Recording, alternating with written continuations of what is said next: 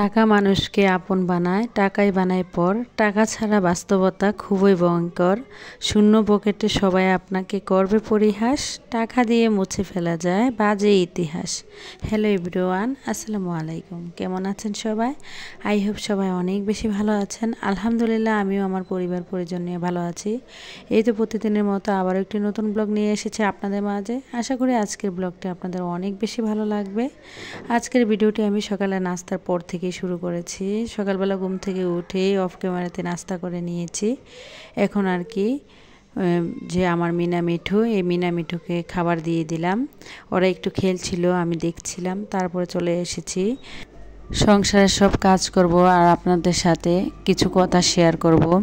Video title এবং thumbnail দেখে হয়তো বুঝে ফেলেছেন, মধ্যবিত্ত পরিবারের বউ হয়ে কিভাবে বুদ্ধি করে অল্প আয়ে টাকা জমাই, তাই আজকে আপনাদের মাঝে শেয়ার করব। আসলে টাকা এমন একটা জিনিস, টাকা না থাকলে এই পৃথিবীতে কারো কোনো দাম নেই বা মূল্য নেই।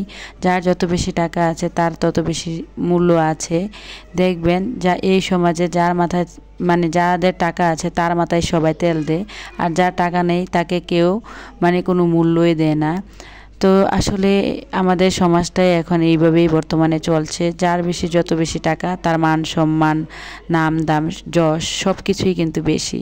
তা আমরা কিন্তু যারা মধ্যবিত্ত আছি তারা সবসময় চেষ্টা করব অল্প আয় থেকেও কীভাবে টাকা পয়সা জমিয়ে রাখতে পারি বা জমাতে পারি। সব সময় এইরকম একটা টার্গেট নিয়ে আসলে আমরা চলতে হবে। সব সময় দেখবেন বাজার খরচ বা যে কোনো সব কিছু থেকে একটু একটু করে কিভাবে টাকা বাঁচাবেন, সব সময় এইরকম চিন্তাধারা করলে আসলে কিন্তু আমরা অল্প আয় থেকেও কিন্তু অনেক টাকা জমাতে পারি। দেখা গিয়েছে শুকনো বাজার থেকে শুরু করে মাছের বাজার, শুকনো বাজার, মুরগি বাজার সব কিছু থেকে কিন্তু বুদ্ধি করে কিন্তু আমরা সব কিছুতে কিন্তু অল্প অল্প করে টাকা জমাতে পারি। তাই আমরা সবসময় চেষ্টা করব যারা মধ্যবিত্ত আছি সবসময় সংসারের প্রতিটা খরচের থেকেই কিভাবে একটু একটু করে অল্প অল্প করে টাকা বাঁচাবো, তাই সবসময় চেষ্টা করব।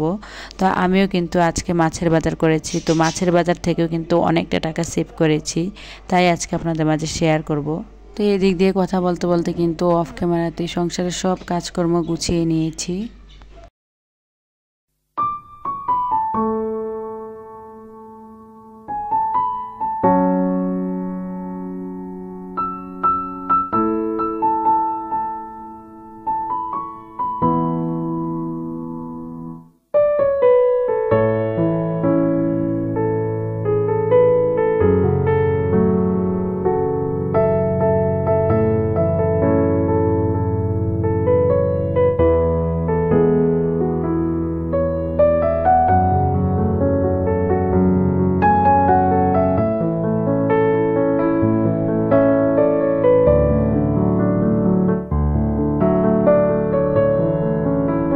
এদিক দিয়ে অফ ক্যামেরাতে আজকে পুরো বাসার কাজ সব কিছু গুছিয়ে নিয়েছি। এখন চলে এসেছি সকালবেলা ঘুম থেকে উঠে সংসার সব কাজকর্ম গুছিয়ে প্রায় 10টা বাজে আর কি আমি বাজারে গিয়েছিলাম। তো বাসার দেখলাম মাছ শেষ হয়ে গিয়েছে, তো মাছের বাজার করতে গিয়েছিলাম আর কি। তো আজকে মাছ নিয়ে এসেছি। আসলে মধ্যবিত্ত বলে কথা, চাইলেও কিন্তু স্বাদ আছে সাধ্য নেই, এরকম একটা কথা আছে। চাইলেও কিন্তু মন অনেক কিছু চায়, চাওয়ার পরে কিন্তু করা যায় না। ইচ্ছে করলে কিন্তু দামি দামি জিনিস বা দামি দামি খাবার, দামি দামি মাছ আনা যায়, তবে মধ্যবিত্তরা একটু কিন্তু হিসেব করে চলতে হয়। তো আজকের ভিডিও টাইটেল এবং থাম্বনেল দেখেই হয়তো বুঝে গিয়েছেন মধ্যবিত্ত পরিবারের বউ হয়ে কিভাবে বুদ্ধি করে অল্প আয়েও টাকা জমাই, তাই আর কি আজকে আপনাদের মাঝে শেয়ার করব। আসলে হাজব্যান্ডের ইনকাম কম হোক বা বেশি হোক সেটা কোনো ম্যাটার করে না। আপনার যদি ইচ্ছা শক্তি থাকে যে আমি অল্প আয়েও সংসারের অল্প অল্প খরচ থেকেও কিন্তু খরচের টাকা থেকেও কিন্তু একটু একটু করে টাকা জমানোর ইচ্ছে যদি থাকে তাহলে অবশ্যই উপায় হয়। তাই এটা হচ্ছে তার দৃঢ় মনোবল। যার দৃঢ় মনোবল যত বেশি থাকবে সে তত বেশি অটুট থাকবে সব কিছুতে। তো আপনি বলেন আমি বলেন, আসলে আমাদের সমাজের অধিকাংশ মানুষই কিন্তু বেশিরভাগই নিম্নবিত্ত এবং মধ্যবিত্ত। তো নিম্নবিত্তদের যায় একটু অবস্থান যেমনই হোক না কেন, কিন্তু মধ্যবিত্তদের অবস্থা কিন্তু অনেকটাই কঠিন। কারণ নিম্নবিত্তরা কিন্তু চাইলেই অন্যের কাছে হাত পাততে পারে, কিন্তু মধ্যবিত্তরা কখনোই কিন্তু লোক লজ্জার ভয়েও কিন্তু যতই কষ্টেতে থাকুক বা দিন কাটাক, কারো কাছে কিন্তু মুখ খুলে প্রকাশ করতে পারে না। তো যাই হোক, ইচ্ছে থাকলেও যে কেন মানে অনেক কিছু করতে পারি না। ইচ্ছে থাকলে যেমন দেখা গিয়েছে বাজারে কিন্তু অনেক মাছ মানে দেখা গিয়েছে 400 থেকে 500 টাকা কেজি দরে বিক্রি হয়, কিন্তু আসলে মধ্যবিত্ত বলে কথা, অনেকটা হিসাব করে চলতে হয় আমাদের, বুঝে শুনে সংসারটাকে চালাতে হয়। যেমন ধরেন 1 কেজি পাবদা মাছের দাম কিন্তু 400 টাকা, কিন্তু আমার এখানে মোট 600 টাকার মাছ আছে। আমি একটা বড় পাঙ্গাস মাছ নিয়ে এসেছিলাম। পাঙ্গাস মাছটার কিন্তু 2.5 কেজি ওজন ছিল। তো আর একটা ছোট রুই মাছ নিয়ে এসেছিলাম। তো সর্বমোট আর কি আমি 600 টাকার মাছ এনেছিলাম। তো 600 টাকার মাছ দিয়ে আমি কতদিন সংসারটা চালাই তা আজকে আপনাদের মাঝে শেয়ার করব। আসলে মধ্যবিত্তরা চাইলেই কিন্তু নিজের শখ আহ্লাদ কোনো কিছুই আর আসলে পূরণ করতে পারে না। অনেক সময় দেখা গিয়েছে ইচ্ছে থাকলেও কিন্তু কোনো কিছুই করতে পারে না, সব কিছু কিন্তু বিসর্জন দিতে হয়, কারণ সংসারের কথা চিন্তা করে বা স্বামীর অল্প ইনকামে কিভাবে একটু একটু করে টাকা জমিয়ে রাখবে সেই কথা চিন্তা করে। তো আমিও কিন্তু সেই রকম। আসলে আমার হাজব্যান্ডের ইনকাম যেমন হোক না কেন বা মধ্যবিত্ত পরিবারে যেহেতু জন্ম হয়েছি, বুদ্ধি করে কিন্তু স্বামীর অল্প আয় থেকেও কিন্তু টাকা জমাতে হবে আমাদের, তার জন্য কিন্তু হিসেব করে চলতে হবে সব সময়। তো আমি যেহেতু এখানে 600 টাকার মাছ এনেছি, তো আমি সব সময় চেষ্টা করব যত মানে খুব কমের ভিতরে কিভাবে অনেক দিন এই মাছগুলো চালানো যায় আর কি। তো এখানে আর কি আমি আমার প্রয়োজন অনুযায়ী আর কি মাছের প্যাকেট করে নিচ্ছিলাম। যেহেতু আমার ডিপ ফ্রিজ নেই, নর্মাল ফ্রিজ, তো নর্মাল ফ্রিজে কিন্তু আসলে ইচ্ছে থাকলেও অনেক আহামরি জায়গা থাকে না, তো যার কারণে আর কি মানে আমি কাগজের মধ্যে আর কি এখানে প্যাকেটিং করে নিয়েছি। এখানে কিন্তু এই যে দেখতে পাচ্ছেন প্রতিটা কাগজে কিন্তু 2টা করে রেখেছি, মোট 6টা কিন্তু হয়েছে, এই যে দেখতে পাচ্ছেন। আর আজকের জন্য রান্না করব নিয়েছি 5 টুকরো মাছ। তো আমি সবগুলোতে কিন্তু 5 টুকরো করে দিয়ে দিয়েছি। তো 6 দিন চলে যাবে। আর এখানে যে মাছের মধ্যে ডিম হয়েছিল, মানে মাছের মধ্যে কিন্তু ডিম হয়েছিল, দেখেছেন কিনা জানি না।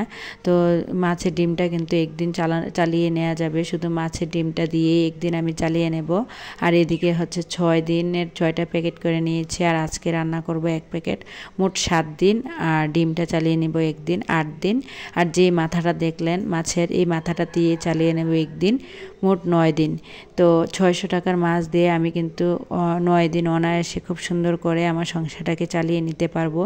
এর মধ্যে কিন্তু মুরগি রান্না করব মাঝে মধ্যে। তো যাই হোক, মানে মধ্যবিত্ত বলে কথা, কেন এই কথাটা বললাম, স্বাদ আছে সাধ্য নেই, চাইলেই অনেক কিছু করতে পারি না। বাজারে কিন্তু অনেক নামি দামি মাছ আছে যেগুলোর কেজি দর কিন্তু 250 থেকে 400-500 টাকা কেজি। ধরেন রুই মাছের কেজি কিন্তু এখন বর্তমানে 250 টাকা কেজি করে বাজারে বিক্রি হচ্ছে, কিন্তু আমি কিন্তু রুই মাছ আনিনি, কারণ রুই মাছ যদি আনতাম, আমার ছেলেরা কিন্তু কাঁটাযুক্ত কোনো মাছে খায় না, যদিও আমি রুই মাছ খাই, তো আমার জন্য শুধু আর কি রুই মাছ এনেছি। তো আবার একটা জিনিস চিন্তা করেও আনিনি, কারণ মধ্যবিত্ত বলে কথা, চাইলে কিন্তু আহামরি মাছ কিনে যে টাকা নষ্ট করব তা না, ছেলেরা যা খায় তা দিয়েই কিন্তু চলে যাবে। আমি যেহেতু মানে বড় মানুষ, দেখবেন কি বড় মানুষরা কিন্তু অনেক সময় দেখা গিয়েছে বাসায় যদি কোনো কিছু নাও থাকে কোনো রকমে কিন্তু চালিয়ে নিতে পারে, কিন্তু বাচ্চাদের কথা চিন্তা করলে কিন্তু তা মানে তাদেরকে অবশ্যই ভালো মন্দ বা পুষ্টি জাতীয় খাবার দিতে হয়। তো তাদের কথা চিন্তা করেই কিন্তু আমার পাঙ্গাস মাছটা আনতে হয়েছে, কারণ ওরা পাঙ্গাস মাছ ছাড়া কোনো মাছ খায় না আমার বাচ্চারা। তো মধ্যবিত্ত বলে কথা বলেছি কেন, মানে ইচ্ছে করলে দেখেন এখানে কিন্তু আমি 600 টাকার মাছ এনেছি, প্রায় আমার 9 দিন চলে যাবে। কিন্তু এখানে কিন্তু যদি 1 কেজি পাবদা মাছ আনতাম, 1 কেজি পাবদা মাছের দাম 400 টাকা, মাত্র আমার 4 দিন যেত। তো কিন্তু 600 টাকার মাছ আনার কারণে কিন্তু আমার 9 দিন চলে যাবে। তো এখান থেকে কিন্তু আমার 9 দিন আর অন্য কোনো মাছ কিনতে হবে না, তো অনেকটা টাকা কিন্তু সেভিং হয়ে যাবে। তো আসলে আর 2 কেজি পাবদা মাছ যদি আনতাম, মাত্র আমার 8 দিন যেত, অথচ 2 কেজি পাবদা মাছের দাম কিন্তু 800 টাকা।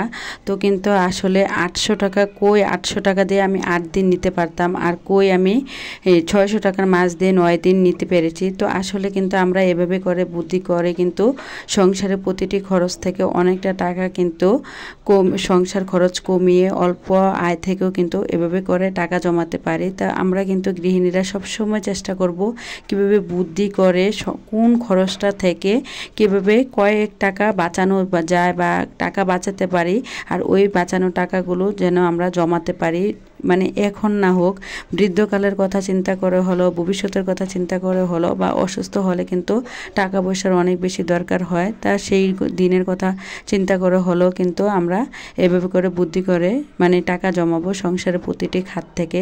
তো এখানে যে শাকগুলো দেখতে পেয়েছেন এগুলো কিন্তু আমার বাবার বাড়ি থেকে এনেছি। তো বাবার বাড়ি থেকে আনার কারণে দেখা গিয়েছে আমার এই শাকটা কিনতে হয়নি। যদি আমি বাজার থেকে এক আটি শাক কিনতে যেতাম তাহলেও কিন্তু আমার 20 টাকা চলে যেত। তো এখানেও কিন্তু আমার 20 টাকা সেভ হয়েছে।